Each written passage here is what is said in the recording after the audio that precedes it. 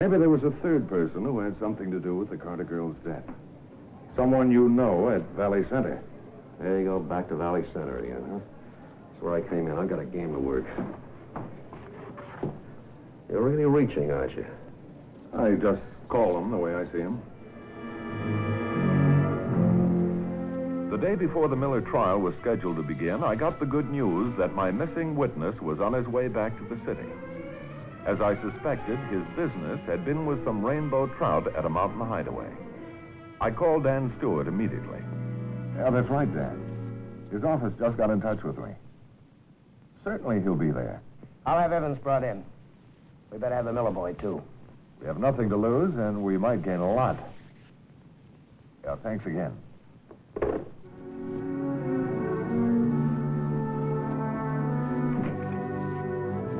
Well, come in, Ted. This is Mr. Stewart, the Deputy District Attorney.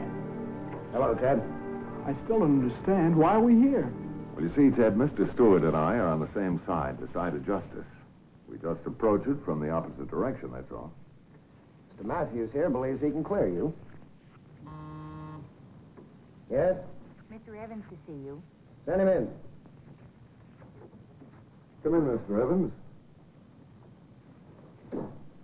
This is Mr. Stewart, Deputy District Attorney. Hello, Mr. Evans. Oh, of course, you know Mr. Miller.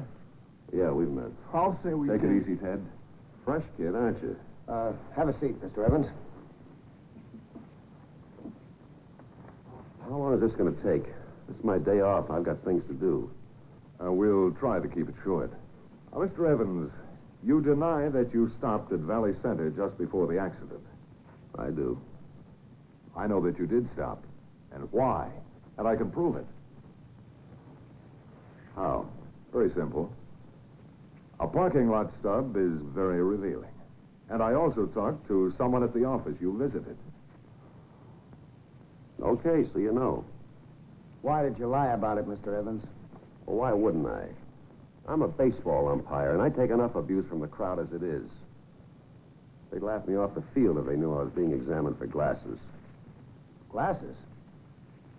Oh, so that's it, huh? That's why I slipped into Valley Center where I'm not known. But there's nothing wrong with my vision. That remains to be proved.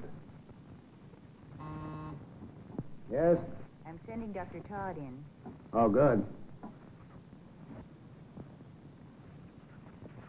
Hello, Doctor. I'm Matthews, public defender. Dr. Todd, Deputy District Attorney Stewart. Doctor? I believe you've already met Mr. Evans, and this is Mr. Miller. How do you do, gentlemen? My office said this was rather urgent. What can I do for you? Won't you sit down, Doctor? Thank you. I believe that you can straighten something out for us. Oh? You are an eye specialist. That's right, an ophthalmologist. Now, on the 15th of this month, did you examine Mr. Evans' eyes? Yes, I made such an examination. Let me check the date. I brought his record as you asked. The 15th, 6 p.m. Now, Doctor, and this is rather important. Does Mr. Evans have good eyesight? Yes, very good. 20/20 vision. What did I tell you? Or do you mean that he could drive a car safely?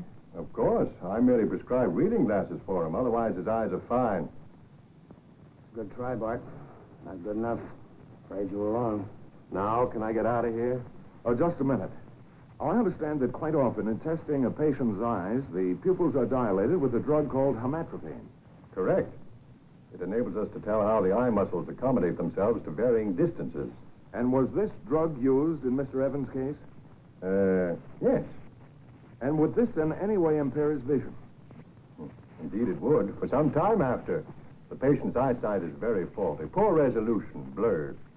And could he drive a car safely? Emphatically, no. I always caution my patients against driving for at least a couple of hours. Oh, this is one patient who didn't obey your instructions. He was involved in an accident shortly after leaving your office. Then I'm not guilty. That's right, Ted. Mr. Evans admitted that he was wrong, which is quite a concession coming from an umpire. He was tried and found guilty of manslaughter, misdemeanor, and was placed on 5 years probation. As for Ted Miller, he was completely cleared. At Ted's invitation, I went down that Sunday to see the drag races again. It was a real thrill to watch those hot rodders letting off steam like that under police supervision.